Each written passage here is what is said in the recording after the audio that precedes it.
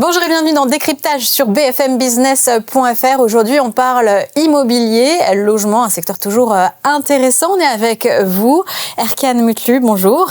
Bonjour. Vous êtes président fondateur de Bonaparte Promotion. Alors d'abord, pour présenter votre entreprise, je ne peux pas vous poser la question, pourquoi Bonaparte? Pourquoi le nom de l'empereur, une admiration particulière? Eh bien, quand on crée une entreprise, il faut un nom d'entreprise qui reflète l'activité. Et Bonaparte, c'est en fait le jeu de mots d'un Bonaparte. Et donc orthographié comme Napoléon. Oui, je pas celle-là. Exactement, orthographié comme Napoléon, parce qu'un nom doit être mémorisable, il doit être exportable, il doit représenter le secteur d'activité.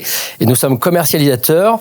Et donc, on a greffé le mot promotion pour que nos clients comprennent notre secteur d'activité.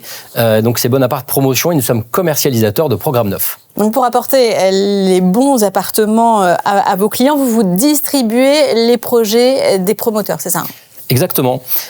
Concrètement, quand vous achetiez hier un appartement, vous alliez voir un promoteur, un deuxième promoteur, vous alliez sur des portails de communication de petites annonces, ou sur Google, etc.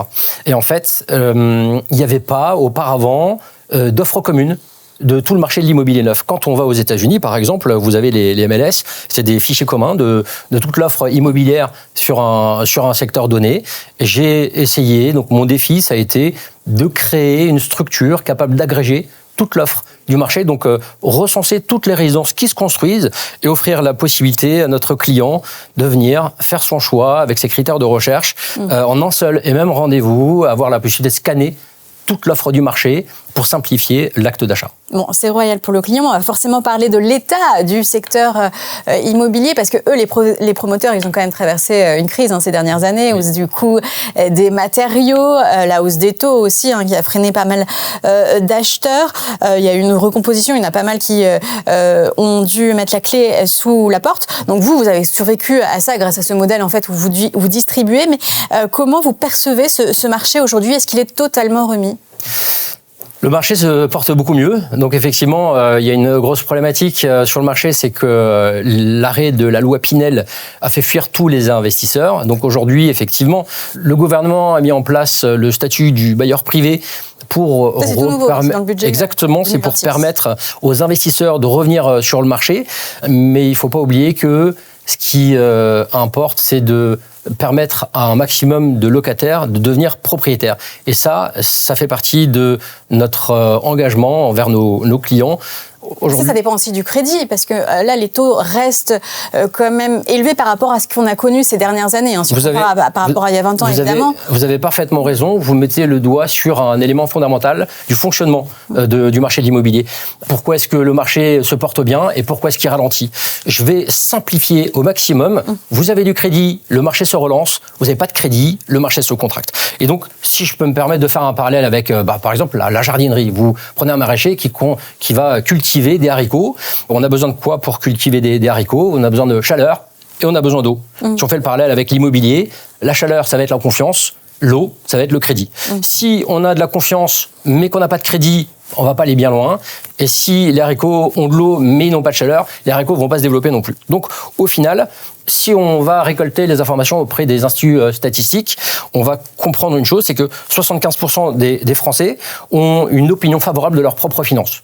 Mais ils sont tout aussi nombreux à avoir une opinion défavorable des finances de la France, parce que la France est un pays endetté, voire même surendetté. Alors, évidemment, on n'est pas les seuls. Il suffit de traverser l'Atlantique pour aller aux États-Unis, comprendre qu'en fait, il y a d'autres pays aussi endettés que nous, et il faut à tout prix diminuer cette facture. Alors comment est-ce qu'on fait?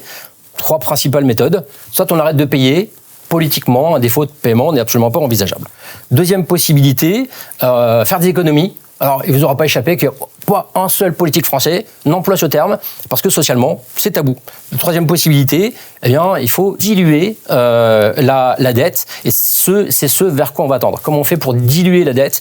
Eh bien, on va faire fonctionner la planche à billets. Alors, si vous observez un petit peu l'actualité, vous voyez que Donald Trump exerce une pression maximale sur la Fed. Et c'est pas ce que fait la BCE. Elle ne veut pas faire utiliser la planche à billets pour la moment. Elle ne veut pas. Mais par contre, si la Fed y va, la Fed agit, la BCE réagit. Et donc, en fait, si la Fed, le patron de la Fed va changer en mai, et donc il est fortement envisagé de mettre en place un patron favorable à l'expansion monétaire, donc refaire fonctionner la planche à billets. Alors donc forcément, si on refait fonctionner la planche à billets, l'Europe pourra pas rester inactive. Donc il y aura toujours un délai de... Donc vous anticipez une réaction, une sorte de suivisme de la politique monétaire en Europe. Qu'est-ce que ça voudrait dire aussi au niveau du prix? Parce que c'est ça qui compte. Il y a évidemment le taux de crédit, mais aussi le prix du bien qui parfois a tendance à s'ajuster à la baisse quand les taux sont trop élevés. Si on relance la planche à billets, fatalement, on va relancer un petit peu d'inflation. Donc l'inflation, si vous ouvrez le dictionnaire, qu'est-ce que vous lisez? C'est une hausse durable et généralisée des prix qui se traduit par une perte de pouvoir d'achat. Parce qu'en fait, à volume d'argent égal, on peut acheter moins de biens de consommation.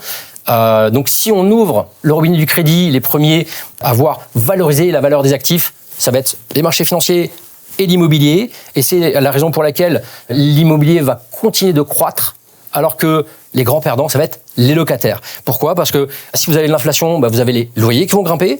Si on fait un petit retour en arrière, vous prenez entre 2000 et 2020 et 2023, les loyers ont fait une progression de quasiment 10%. Si vous avez 10% de votre budget qui est grignoté par les loyers, en fait, vous avez autant de possibilités en moins de mettre de l'argent de côté. Un loyer qui grimpe, c'est l'accès à la propriété qui diminue. Et donc, il faut impérativement sortir de ce cercle infernal, accéder à la propriété, c'est la possibilité d'arriver... Comment vous accompagnez justement des locataires qui ont envie de devenir propriétaires?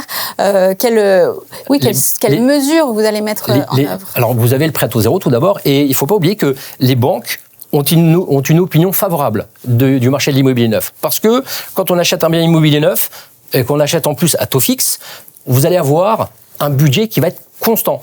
Pas de travaux, des charges réduites, etc. Donc les banques sont plutôt favorables.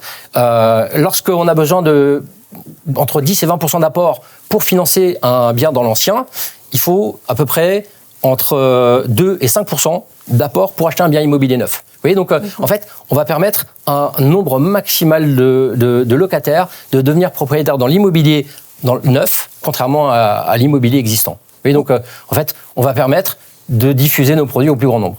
Donc ça, c'est votre ambition chez Bonaparte Promotion. Oui, exactement. Le Bonaparte pour tout le monde. Le logement pour tout le monde, tout à fait. Merci beaucoup Erkan Mutlu, donc président fondateur de Bonaparte Promotion. C'était très intéressant cette discussion sur l'état du secteur immobilier. Merci à vous de l'avoir suivi. C'était Décryptage. À bientôt sur bfmbusiness.fr.